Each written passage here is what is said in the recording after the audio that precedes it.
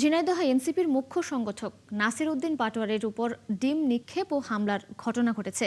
শুক্রবার ঝিনাইদহ পুরাতন কালেক্টরেট মসজিদের সামনে এই ঘটনা ঘটে।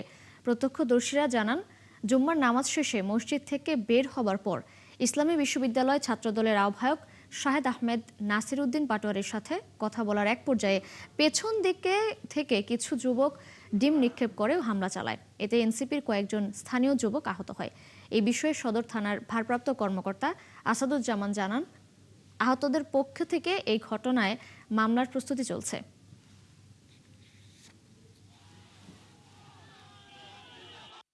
বিভিন্ন যে দেশীয় অস্ত্র নিয়ে আমাদের উপরে তারা হামলা করে। আমাদের জায়গা থেকে আমরা শান্তি শৃঙ্খলা বজায় রেখেছি এবং আমাদের অনেকের ফোন, ক্যামেরা থেকে শুরু করে মানি ব্যাগ তারা সেখানে আমাদের ছিনতাই করে নিয়ে যায় তারা, এবং তারা অনেকগুলো ডিম নিক্ষেপ করে। আমাদের অনেক ভাই এখানে আহত হয়েছেন হকি স্টিকের আঘাতে। তো আমরা এটা তিনজনের তারা মাথা ফাটিয়ে দিয়েছে। আমরা এটা সুষ্ঠু তদন্ত এবং বিচার চাই।